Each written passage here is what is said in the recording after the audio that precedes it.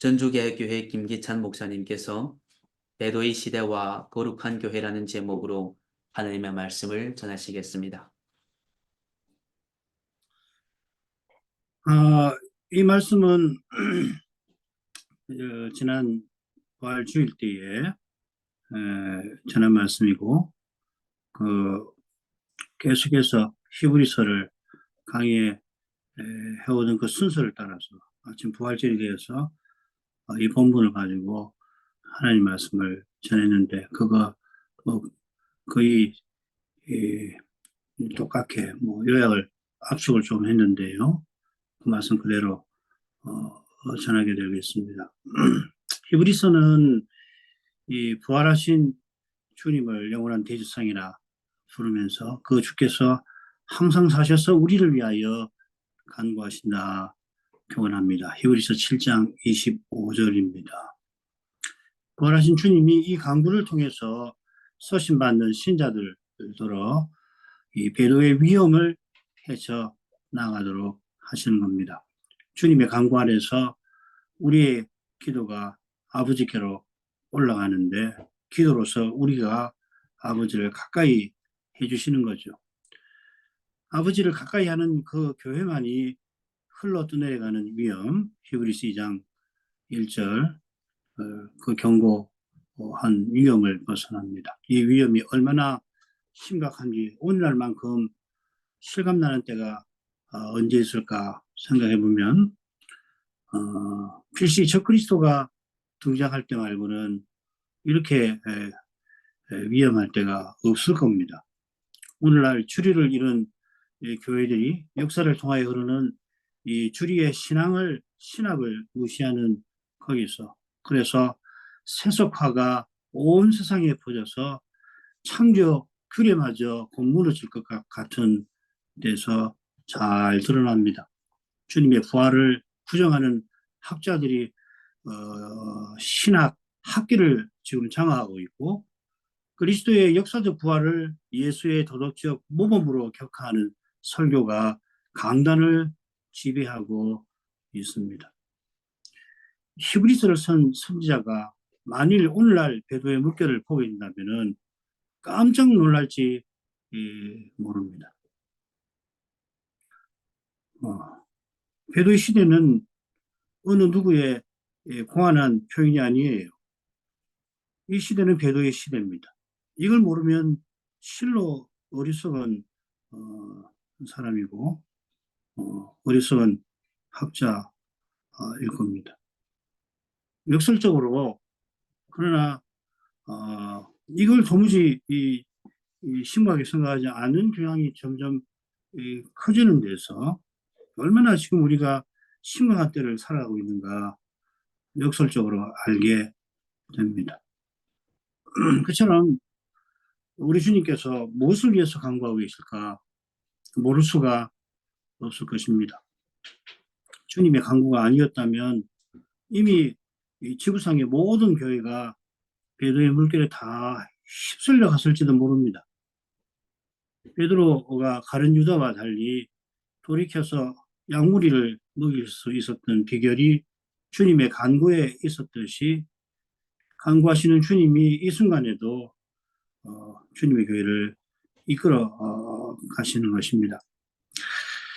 오늘 낭독한 본문은 이 히브리서의 결론에 속합니다. 결론이 12장 14절부터 13장 19절까지인데 세수로 나눌 수가 있습니다. 오늘 읽은 부분이 첫째 부분이고요. 첫째 단락이고, 그 다음 12장 18절부터 29절이 또 한 단락이고, 그 다음 13장 1절부터 19절까지가 세 번째 단락이 됩니다. 히브리서 학자들은 히브리서에 5번의 배도의 경고가 나온다고 다들 그래요. 이거는 합의된 내용입니다. 2장 1절부터 4절, 3장 7절부터 4장 13절, 그리고 6장 4절부터 8절, 10장 26절부터 29절, 정확히 모르겠네요.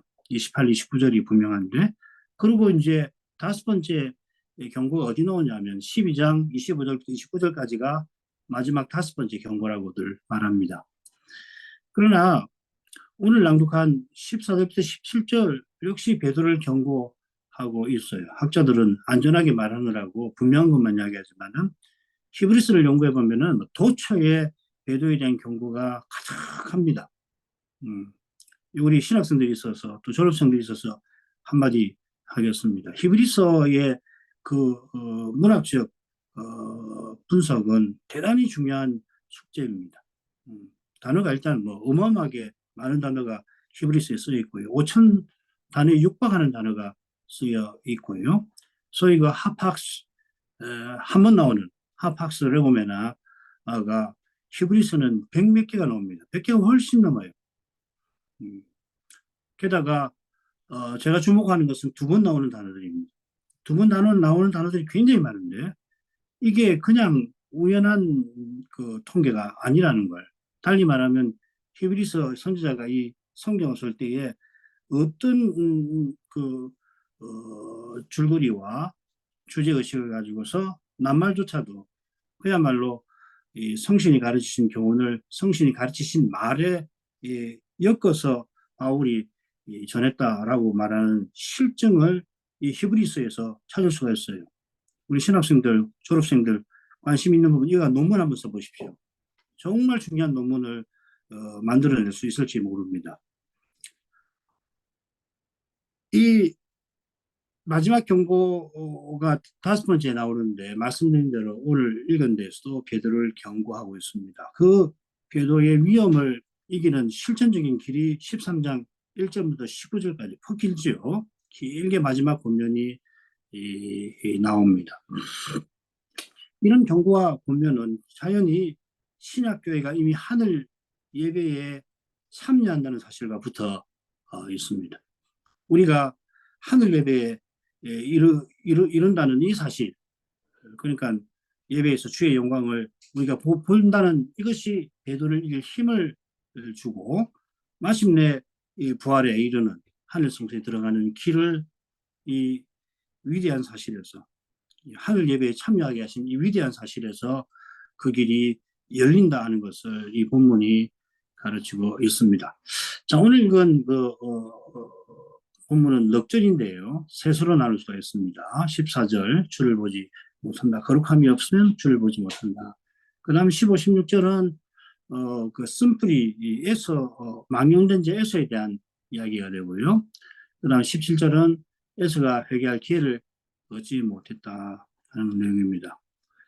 내용 간단한데 담긴 내용은 깊습니다.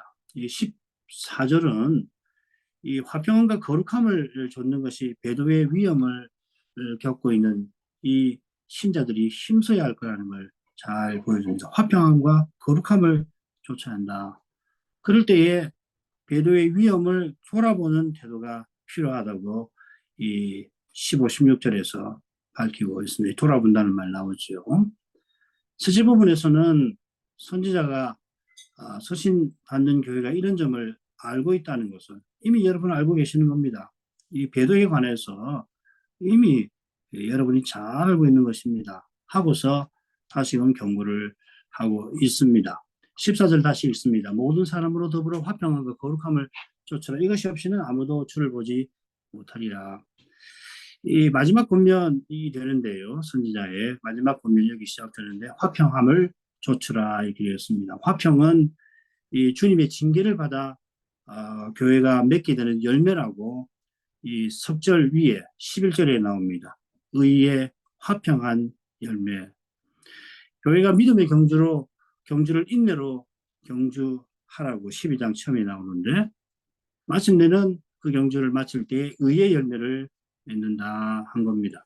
바울 사도도 세상 끝날 때 믿음을 시켰다 하고서 의의 멸관을 주실 거다 했는데 이게 이제 의의 열매랑 같은 거죠. 이 의라고 하는 것은 하나님을 영원히 가까이 하는 자격을 여기서 가리키는 겁니다. 이 바울과 이 히브리서를 비교해 보면 결국 같은 진리를 이 다른 입장에서 특별히 히브리서는 이 제사의식 예배라고 하는 관점에서 제시하는데 결론만 이미 말씀을 드린 바 있는데 이 의롭다 하신다는 것은 믿음으로 의롭다 하신다는 것은 하늘 예배에 참여할 법적 자격을 가리킵니다. 그리고 믿음으로 거룩한 삶을 살아야 하는데 이 거룩한 삶은 무엇보다 이 하늘 예배에 참여해서 하나님과 교통하는 것, 그 영광을 뵙는 것, 뵌 영광을 찬송하는 것, 예배에서 이어지는 일상에서 소명으로 그 영광을 드러내는 것, 이것하고 관계가 그렇게 이제 설명을 할 수가 있습니다. 하나님을 가까이 하는 거기에 평강이 있죠. 그래서 히브리서 마지막에도 평강의 하나님의 복을 비는데 이 하나님은 어떻게 해서 평강인가? 예수를 죽은 자 가운데서 이끌어 내신 분이라 평강의 하나님이라 그렇게 부릅니다. 예수의 부활로 말미암아 하나님 우리를 가까이 하십니다. 부활하신 주님이 양의 큰 목자로서 우리를 이끄시는데 그 인도가 끝나는 그날에 우리가 평강을 영원히 누릴 것입니다. 주님의 인도가 우리의 경주이죠. 우리가 경주하는 그 길에 고난이 그림자처럼 다릅니다. 바울은 온갖 고난 겪은 것을 이야기하고서 더하여 날마다 모든 교회를 위한 염려로 내 영혼이 짓눌린다 고백합니다. 우리야 뭐 그런 정도 아니고 목사들도 사도에 견줄 수가 있겠습니까마는 날마다 정직하게 죄와 죽음의 현실을 대면할 때에 우리가 근심을 맛봅니다. 이 근심이 히브리서 12장에서 말하는 그 4절 이하에서 말하는 하나님의 징계입니다. 이 벌 주는 징계 아니죠. 여기서 징계는 믿음으로 죄와 죽음의 현실을 대면하게 하시는 그것이 하나님의 징계입니다.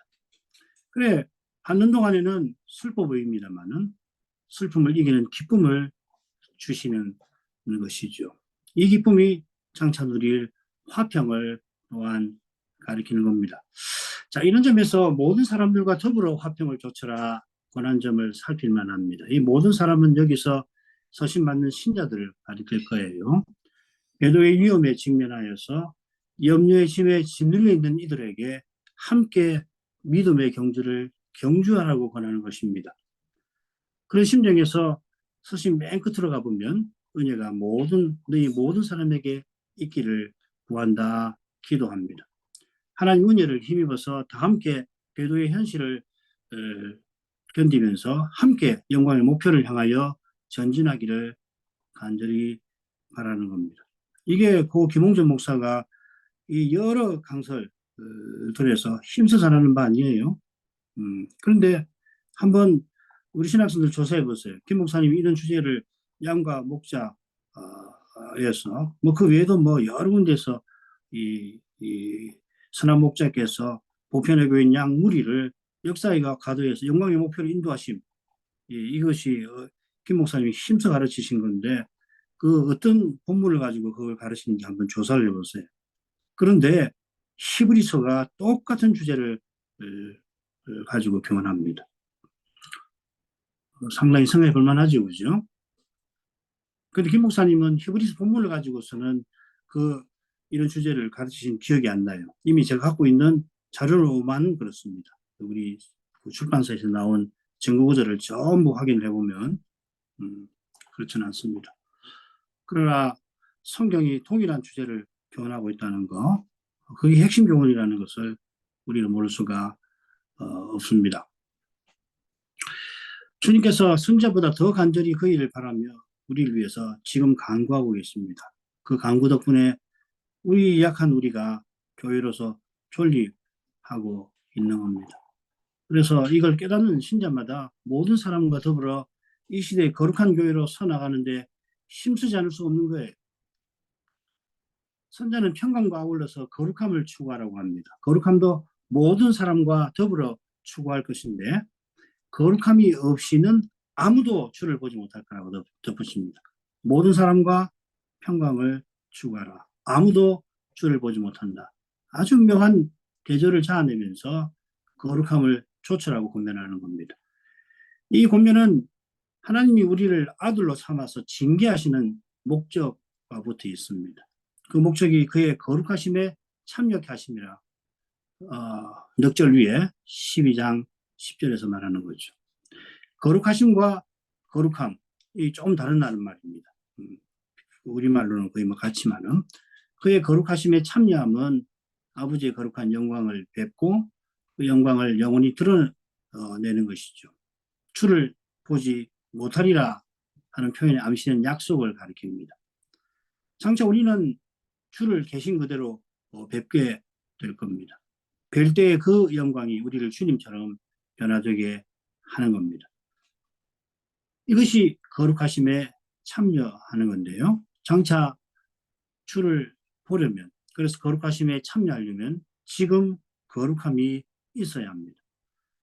지금 우리가 추구할 거룩함은 결국 거울로 보듯이 주를 보는 그것이고, 이게 고린도서 3장 18절입니다. 우리가 거울로 보듯이 주의 영광을 본다.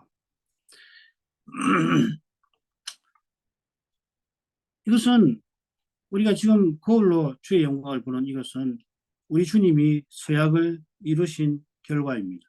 우리 주님께서 부활하실 때 어떻게 서약했느냐, 히브리서는 이렇게 밝히고 있습니다. 내가 주의 이름을 내 형제들에게 선포하리이다. 히브리서 2장 12절 말씀입니다. 그때 보면은 부활하신 주님이 시편 22편 22절을 인용하여 이렇게 서원하셨다 선자는 이야기하고 있습니다. 설명하고 있습니다. 저는 이 성경 구절보다 강설이 하나님의 말씀이라고 증언하는 구절이 없다고 저는 믿습니다.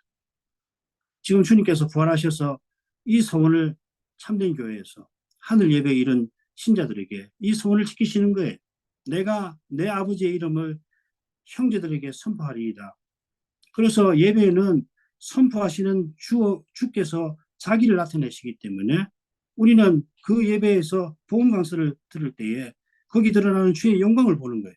그 영광을 보면 바뀌는 거예요.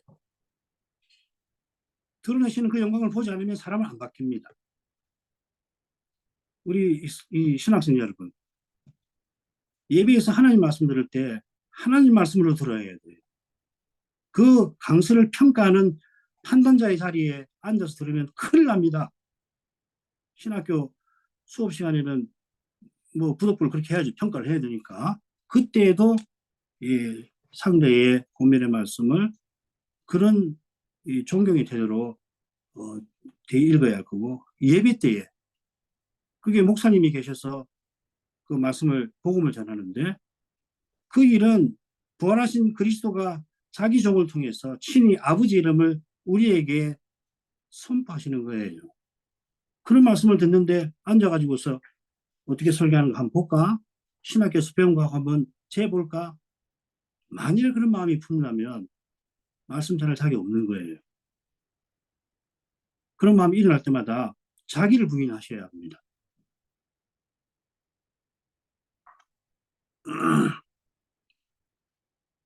주님께서 말씀을 전하실 뿐만 아니라 한 가지 더 있죠. 2장 12절에 내가 주를 아버지를 교회 중에서 찬송하리이다.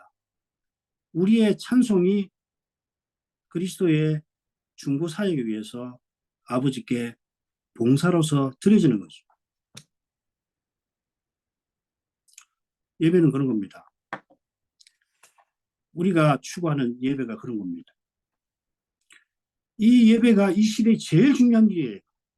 독립개신교회는 이런 예배를 통해서 하나님의 영광을 뵙고 그 영광을 드러내는 것이 사명인 것이 이처럼 된 교회입니다.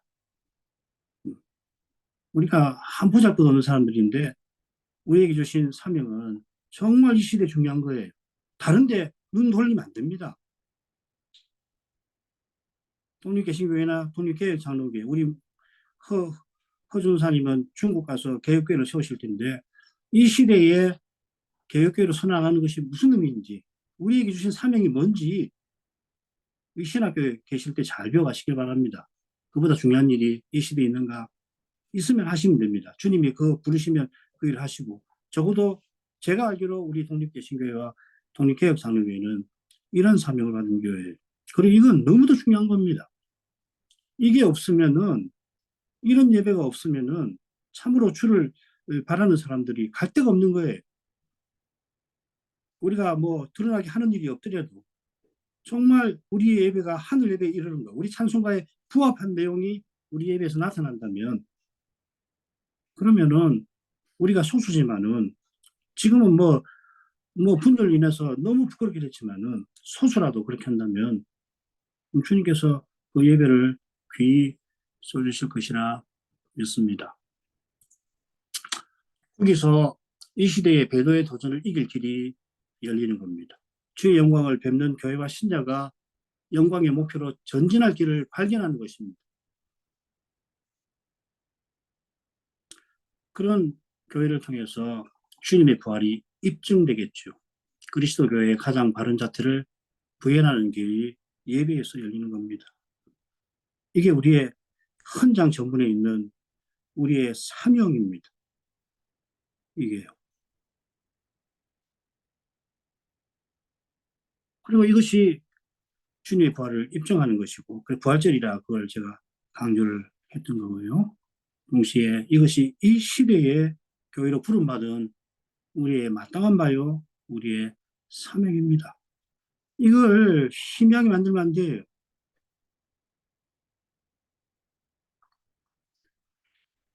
소수이지만 또 연약한 우리에게, 적어도 우리에게는 이보다 중요한 게 단연 없습니다. 어쩌면은 점점 세상은 더 열악하게 되어서 정말 몇 사람이 이 교회로 남을 가능성이 얼마든지 있어요.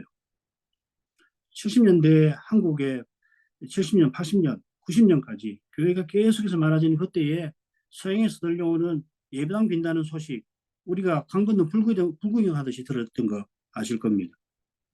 그게 강 건너 불구경이 아니라 여기 이제 그 불이 여기도 번져가지고서 그들 공산이 이미 통계적으로 나와 있습니다. 우리 신학생들이 앞으로 봉사할 그 시대에 교회가 어떻게 될지 짐작되는 면이 분명하게 들이닥친 현실이 이미 왔고요. 그보다 더 할지도 모릅니다. 세상이 지금 보통 심각한 세상이 아니에요. 관심 있으면 AI나 AI 컴퓨터나 양자 컴퓨터나 이런 거 한번 조사를 해보세요. 지금 어떤 세상인지. 그야말로 하나님 없는 세상이 되었지만은 훨씬 심화되어 갈 겁니다. 그러면은 자연히 교회에 사람이 별로 없어요. 사람이. 그럴지라도 두세 사람이 주의 이름으로 모여서 이 배도의 시대에 간구할 것을 간구한다면은 주님께서는 그 두 사람을 통해서 옛날에 다니엘과 세 친구를 통해서 하시듯이 주님의 위대한 일을 틀림없이 하실 거라 믿습니다. 자, 15, 16절로 가죠. 너희는 돌아보아 하나님 은혜에 이르지 못하는 자가 있을까 두려워하고 또 쓴뿌리가 나서 괴롭게 하고 많은 사람이 이로 말미암아 더러움을 입을까 두려워하고 음행하는 자와 혹 한 그릇 식물을 위하여 장자의 명분을 판 에서와 같이 망령된 자가 있을까 두려워하라. 이 두려워하라는 명령형이 한글 개혁에는 3번 나오는데 이건 14절 명령에 부속되어 있는 겁니다. 3가지 점을 돌아보면서 이 거룩함을 좇으라 하였습니다. 이 3가지는 똑같이 배도의 위험을 가리킵니다. 먼저 이 돌아보아라고 새긴 낱말. 이게 이제 신약 성경 2번 나옵니다. 여기 나오고 어디 하나 나오냐면 베드로 전서 5장 2절에 나옵니다. 거기는 어떻게 하다 보니까 번역이 이렇게 되어 있어요. 너희 중에 있는 하나님의 양무리를 치되 부득이함으로 하지 말고, 여기 하지라고 하는 말이 그 말입니다. 이게 이제 신방한다는 말이죠. 돌아본다 하는 말. 그러니까 장로들에게 주신 명령이죠. 장로들이 양무리를 돌아보아라 하는 겁니다. 여기 이제 이 베드로전서가 굉장히 흥미로운데요. 4장 12절부터 5장 11절에 여러 가지 내용이 있는데 얼른 보면 서로 상이한 3가지 주제를 다루고 가운데가 이제 장로들에게 관한 말씀인데, 근데 묶여져 있어요. 어떻게 묶여 있냐면 그리스도의 고난과 그리스도의 영광이라고 하는 이 주제로 묶여 있습니다. 그래서 장로들을 뭐라고 그러냐면 그리스도의 고난의 증인이요 나타날 영광에 참여할 자라 5장 1절에 밝히죠. 그러니까 이 말은 이 나그네로 살아가는 신자가 그리스도의 고난과 부활을 참여하는 그런 삶을 사는 걸 교훈하는 것과 붙어 있는 겁니다. 우리가 장차 그리스도의 영광에 나아가기 위해서 이 그리스도의 고난에 참여하는데 장로는 누구보다 그런 삶을 살아야지 맡은 직무, 양무리를 치는 거, 양무리를 돌아보는 일을 감당할 수 있다 합니다. 그래서 2절부터 3절을 세수로 요약할 수 있는데 세 번째 보면 이렇게 돼 있어요. 맡겨온 자들에게 주장하는 자세를 하지 말고 오직 양무리의 본이 되라 하였습니다. 요거 주장하는 자세는 누구냐면은 세상 통치자를 가리키는 말이죠. 그래서 자기 영광, 더러운 일을 위하여 주장하지 말고 우리의 유익을 위해서 섬기신 이 주님을 본받으라 하는 겁니다. 여기 이제 본이라고 하는, 본이 된다고 할 때에 흔히들 도덕적인 경건한 삶을 사는 것이라고 해석을 많이 해요. 장로로 사거나 목사로 살려면 모험적이고 도덕적인 삶을 살아야 된다 해석하는데 그거 아닙니다. 이 앞에 주장하는 자세와 대립되는 본, 섬기는, 그리스도의 섬기는 본을 본받으라. 그리스도를 드러내라는 겁니다. 그리스도의 고난에 참여해서 그리스도를 드러내며 살아야 장로의 소임을 할 수 있는 거다. 그 이야기입니다. 그래서 이 돌아본다는 말, 이 그런 뜻이에요. 여기 신방이라는 말이 나왔죠. 그러니까 15절에 돌아본다는 말은 장로의 직무를 암시하는 거고, 그 13장 7절, 17절에 보면 이 장로에 해당하는 인도하는 자들에 대한 이야기가 나올 겁니다. 인도하던 자, 인도하는 자 이렇게 나옵니다. 그래, 뭐 그 정도로 하고 넘어가죠. 장로처럼 신자들이 돌아보아야 할 세 가지 내용을 말하는데 하나님 은혜에 이르지 못하는 자가 있을까 두려워라. 그런 자가 있을까 돌아보라. 이렇게 나옵니다. 이건 그 사장 1절에 보면 그의 안식에 들어갈 약속이 남아있더라도 너희 중에 미치지 못할 자가 있을까 한다는 말씀과 같습니다. 이게 배도에 대한 이야기입니다. 쉽게 말해서 모든 들은 바를 간절히 삼가지 않아서 그래서 큰 구원을 등한히 해서 흘러 떠내려가는 것을 이야기합니다. 두 번째, 쓴뿌리가 나서 괴롭게 한다. 이거 신명기 29장 18, 19절을 인용한 건데 거기 보면은 배도에 대한 내용입니다. 이 독초와 쑥의 뿌리가 난다는 말은 배도하는 일이 생긴다는 말입니다. 하나님을 떠나서 우상 섬기는 자들 하는 이야기죠. 그러니까 쓴뿌리가 나서 더러움을 입는다. 이 더러움이라고 하는 것도 이 율법에 보면 언약 백성 중에서 끊어지는 죄를 가리키는 표현입니다. 실제로 배도자의 대표로서 에서를 들고 있죠. 음행하는 자, 망령된 자. 이 망령된 자라는 말이 거룩한 것과 정반대되는 말입니다. 디모데전서 1장 9절에 나옵니다. 에서의 망령됨은 이 한 그릇 식물을 위해서 장자의 명분을 한 데서 잘 드러나죠. 사실 이게 히브리서 13장에 가면요. 이게 거짓 선생에 대한 문제하고 연결됩니다. 거짓 선생들은 여러 가지 이야기를 하는데 결국은 식물로 말미암아 행하는 자들이라 이렇게 되어 있습니다. 이 장자의 명분이라고 하는 것은 언약 백성이 하나님을 예배하고 하나님을 섬기는 일을 언약의 후사로서 만든 거 아니에요. 그런데 에서는 배고픔 때문에 이 거룩한 것을 짓밟았습니다. 그런 그를 음해하는 자라 하나님을 버리고 자기 행복과 영광을 찾아갔다 하는 그런 뜻이겠죠. 17절로 하였습니다. 너희 아는 바와 같이 저가 그 후에 축복을 기업으로 받으려고 눈물을 흘리며 구하되 후림받으려 회개할 기회를 얻지 못하였느니라. 이 셋째 부분에서 선자는 첫째 부분에서 교훈한 그 권면을 좇아야 할 이유를 제시하는 겁니다. 이 보면 이는 너희가 이런 것을 알고 있기 때문이다. 이렇게 되어 있어요. 그러니까 14절 하반절부터 16절까지가 그 삽입절인데 이게 기니까 이런 그 줄거리를 알기가 어려운데 17절에서 말하는 건 이겁니다. 여러분 배도가 얼마나 무서운 것인지 이미 잘 알고 계시니까 제가 권면한 대로 꼭 행하십시오. 14절부터 17절이 그걸 말하는 겁니다. 서신받는 신자만 아니라 신약 신자라면 이어지는 사건 잘 압니다. 예수가 그 후에 축복을 기업으로 받으려고 했죠. 뒤늦게라도 언약의 복을 참으로 원했다는 말은 결코 아닙니다. 에서가 야곱에게 속은 후에도 원했던 것은 지상의 복이었습니다. 그래, 에서는 거기 보면 아버지의 필복이 이 하나뿐입니까?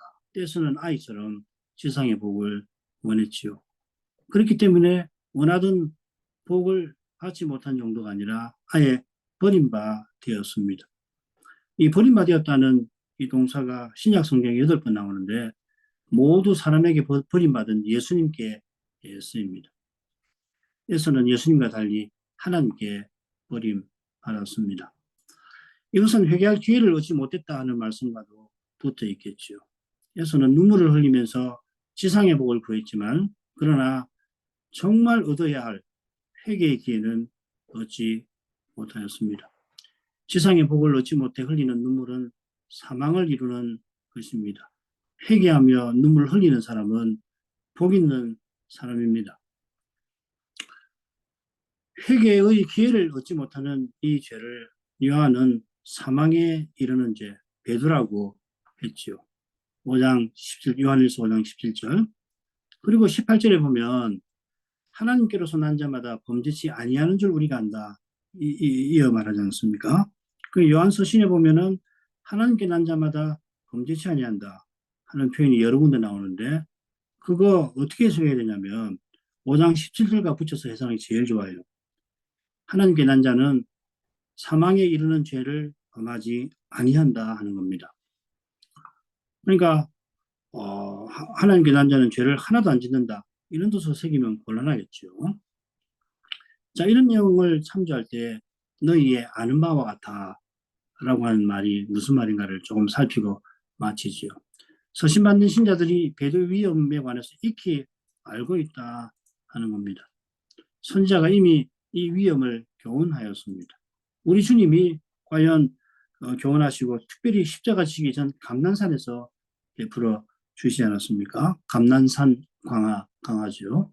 거기 보면은 예루살렘 멸망을 가운데 예언하시고 앞뒤로 이 세상 끝에 인자가 오실 때에 관련된 일들 징조와 인자 임함에 관해서 예언하십니다. 예루살렘이 왜 망하는가?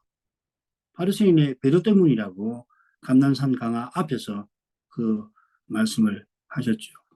인자가 세상을 떠나시고 곧 예루살렘이 멸망하듯이 인자가 다시 오실 때에 세상이 최후로 심판받을 것입니다. 이 심판을 피하려면은 무엇보다 거짓 그리스도들의 미혹을 주의해야 합니다. 하나님이 땅에 재난을 내리셔서 인생이 죄에서 돌이키게 하십니다마는 미혹된 자들은 그 악한 자가 바라는 대로 교회를 핍박하는 죄를 계속 짓습니다. 이런 일이 역사 내내 있을 겁니다. 이 계시록 해석하고 오게 되는 거죠. 그런데 인자가 오시기 직전에는 전무후무한 미혹과 핍박이 있을 것입니다. 우리 시대를 배도의 시대라고 부를 만큼 이 시대의 배도는 역사의 유례가 없는 것입니다. 여기 토를 단다는 것은 이건 정말 이상한 일이에요. 이게 여기에 대해서 눈을 감고 있다는 것은 너무도 희한한 일이에요. 이런 유례가 없을 만큼 이상한 일인데도 이상하리만큼 정말 이상하리만큼 마치 대기처럼 모든 사람을 감싸고 있습니다. 누구보다 깨어 있어야 할 그곳에서도 이런 대기가 감돌고 있습니다. 바울 사도가 그런 점을 이렇게 이야기해요. 저희가 평안하다, 안전하다 할 그때에 주의 날이 도둑같이 이를 거다 경고합니다. 이런 경고를 듣더라도 깨닫지 못하면은 들은 말씀을 더욱 삼가지 않으면은 모두가 평안하다는 현실에 갇히고 말 것입니다. 이게 너무 놀라운 일이 아니에요? 가장 미혹이 심한 그때에 온 인류가 평안하다, 안전하다 하는 거예요. 개구리가 서서히 끓는 물에 천천히 죽어가는 것처럼 되지 않으려면 깨어 근신해야 합니다. 바울 사도처럼 때가 단축되어 가는 줄 알고 마치 육신의 부활이 이런 것 마냥 그렇게 살아가야 합니다. 그게 바로 내게 사는 것이 그리스도시라고 고백하는 거고, 그리스도 하는 것을 가장 고상한 줄로 여기고 온 세상을 배설물로 여겨야 합니다. 그리스도 외에 바라는 거, 그리스도 외에 의지하는 거 없어야 합니다. 철저해야 합니다. 육신으로 행하는 거 철저히 회개하셔야 해요. 날마다 자기를 부인해야 하는 겁니다. 우리 말씀 맡은 목회자들, 그 일에 나가고 있는 분들 정말 그렇게 해야 합니다. 야고보 선생은 말씀 맡은 자가 더 큰 심판받을 줄 알고 선성되지 말라 하는 경고도 하고 있지 않습니까? 신학생 여러분, 졸업생 여러분, 하나님 말씀 전한다는 게 뭡니까? 복음을 전하는 건데 복음을 전하는 게 뭡니까? 이 시대에 주께서 나를 통해서 주의 형제들에게 전하는 그 말씀을 받아 전하는 거예요. 이 시대가 어떤 시대인가? 기도의 시대. 이게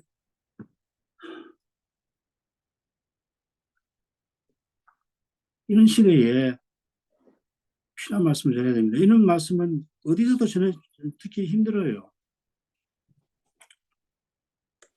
우리들어 그런 말씀을 전하라고 교회를 세우시고 부르신 줄 압니다. 그래서 김홍전 신학제 같은 충직한 종을 이렇게 세워서 우리에게 이런 말씀을 일찍이 들려주신 거 아닙니까? 우리가 그런 종들 없이 이만큼 예배를 드리고 이렇게 말씀을 깨닫지 못한다는 거 분명하잖아요.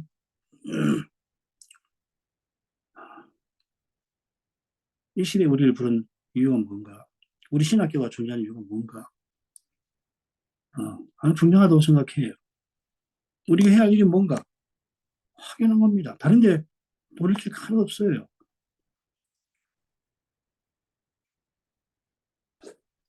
여기에 그리스도께서 우리 안에 사시는 실증이 있습니다. 내가 그리스도와 함께 십자가에 못 박혔나니 그런 적이 전에 내게 산 것이 아닌 것이 아니요 오직 내 안에 그리스도가 산 것이다. 그리스도를 대적하는 이 시대에 우리가 함께 부활하신 그리스도를 드러내는 것, 이것보다 주님을 기쁘시게 하는 일, 아버지를 기쁘시게 하는 일이 없을 겁니다. 그리스도의 몸으로 세움받았으니 그리스도를 당연히 드러내야죠. 그분의 몸이니 그분을 드러내는 거 당연합니다만은 소수이며 연약한 우리에게 사명으로 주셨습니다. 우리보다 크고 힘 있는 교회들은 필시 다른 사명도 감당하고 있을 것입니다. 그런 사실에 우리는 함께 기뻐하는 동시에 겸손히 우리에게 주신 이 거룩한 사명에 쓰임받기를 구해야 할 것입니다. 이런 취지로 부활주의를 기념을 했는데 우리 신학생들에게도 이런 말씀을 간곡하게 전합니다. 무엇이 중요한가? 무엇이 중요한가? 신학교에서 뭘 줘야 되겠는가? 하나님 말씀에서 무슨 음성을 우리가 들어야 하는가? 생각해 보시고 꼭 주의 성신의 감화를 받아서 이 시대에 필요한 말씀을 깨우치시고 목사가 되시거나 담대히 마치 이 세상에 나 혼자 있는 것 같으려도 그 받은 말씀을 전하시길 바랍니다. 다른 거 신경 쓸, 다른 데 마음 기울이지 말고 단 한 번이라도 강단에 올라가서 받은 말씀을 전하면 족한 거예요. 기도하겠습니다. 걸어가신 아버지, 이 아침에 저희가 히브리스를 통해서 2000년 전에 배교의 위험에 처한 교회에게 선자를 보내어서 그 시대에 필요한 말씀을 어떻게 전해 주셨는지를 살피면서 과연 그 말씀이 그때의 교회만 아니라 오고 오는 교회를 위한 그리스도의 계시로서 오늘 우리에게도 얼마나 적절한 말씀인지 새삼 확인하게 됩니다. 세상에 이런 말씀이 어디 있을까요?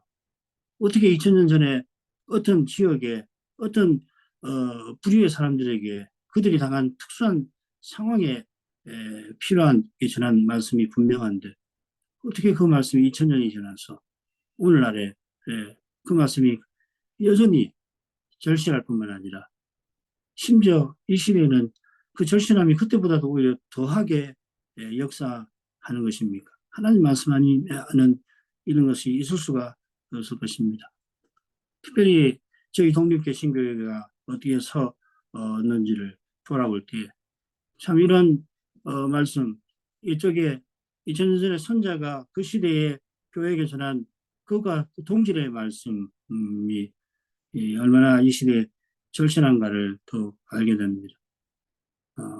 60년 전 그때로 돌이켜서 이 땅에는 에큐메니칼 그 논쟁이 벌어져서 주께서 사랑하시던 김홍준 목사가 아닌 이 처지에서 1년이고 2년이고 600회나 넘는 만큼 한국교회를 그렇게 다 돌아다니며 이 바른 신학, 참된 성도의 교제 무엇인지를 역설을 하였습니다만 놀랍게도 그렇게 힘쓰며 주를 위해서 봉사했던 목사도 아닌 그 김홍준 박사가 그 자신이 다니던 교회에서 예배를 드리지 못하는 그런 처지에 내몰렸던 것을 기억합니다.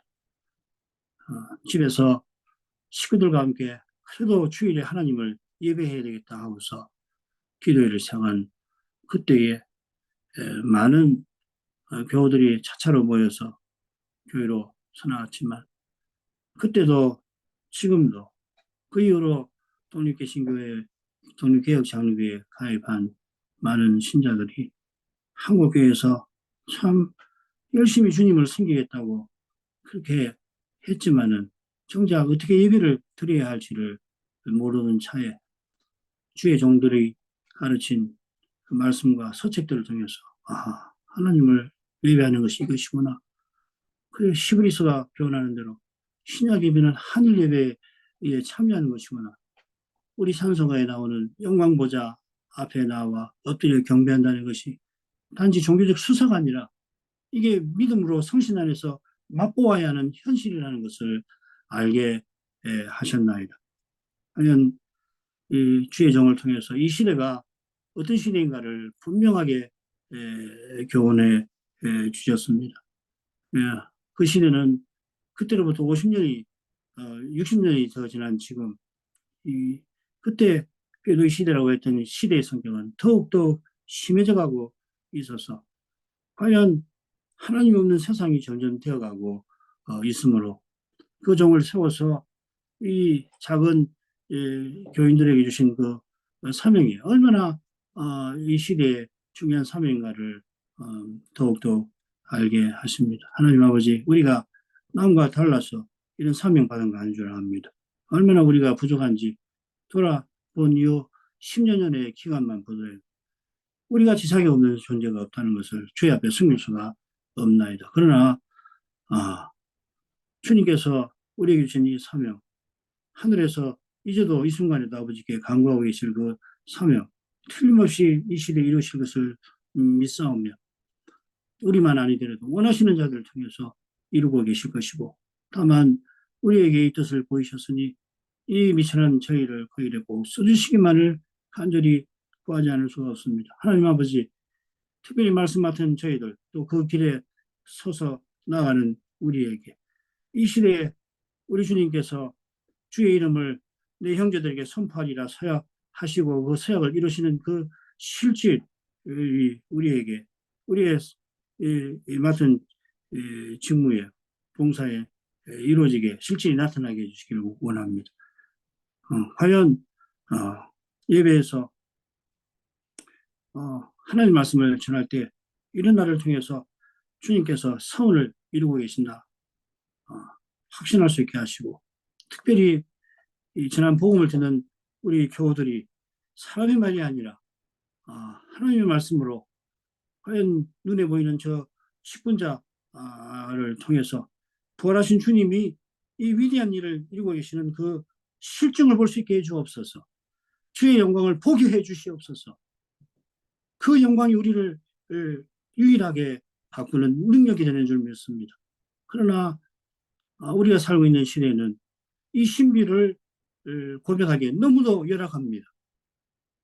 이 히브리서 2장 12절의 말씀이 오늘 우리에게 실현되고 있다고 이야기하면 안 믿는 사람은 교회 밖의 사람은 물론이고 신학자라고 하는 자들이 목사라고 하는 자들이 그런 이야기를 하면 뭔 소리 하느냐 떠들 만한 시대가 되었으니 우리 교우들이 특별히 교회가 분열되어서 약해져 있는 이 현실에 목사직에 대한 그런 원망이나 혹은 불신으로 말미암아 복음이 전파되는데도 전파되는 거기에 임재하시는 그리스도를 보지 못하는 이런 일을 막아주시기를 구하오며 우리 교우들이 살아계신 주님, 부활하신 주님의 영광을 비록 청동굴로 보듯이 보지만은 꼭 보게 해주셔서 이 시대의 주님의 교회답게 선언할 수 있도록 역사해 주시기를 구합니다. 점점 시대는 어두워져서 50년 전에 김홍준 목사가 이제 남은 것은 적그리스도의 출현과 대환난뿐이라고 담대하게 그분이 이야기한 것처럼 언제 그런 시대가 들이닥칠지 모르오니 이 세상에 나 혼자 있더라도 부활하신 주님과 함께 이 시대를 위해서 간구하려고 하는 시대 도전을 내맞서서 믿음을 꼭 지키려고 하는 그런 교우들 우리 그런 심정을 꼭 품고 살아가도록 역사해 주시기를 간절히 비나이다. 주님, 저희들 교회들 또 신학교 갈 길을 보여주시옵소서. 갈 길을 꼭 보여주시고 그 길로 갈 수 있도록 이끌어 주시옵소서. 해야 할 일을 하게 해주시옵소서. 붙들어야 할 것을 붙들게 해주시옵소서.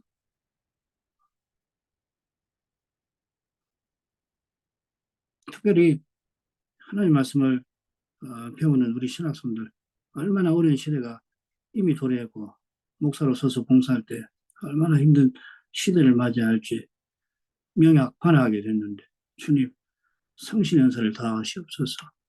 바울 사도와 같이 내가 날마다 죽노라. 내가 아시아에서 맹수와 더불어 싸울 때 범인과 같이 하지 않았다. 하고서 그리스도의 권한을 기꺼이 받고 나가려고 하는 그 순전한 믿음 일으켜 주시기를 비하며 그래야 해서 이들을 통해서 다음 시대에도 이 순전한 복음이 그 시대에 전파될 수 있도록 그래서 주님께서 이들을 통해서 영광을 거둬주시기를 비나이다. 예수님 이름으로 기도합니다. 아멘.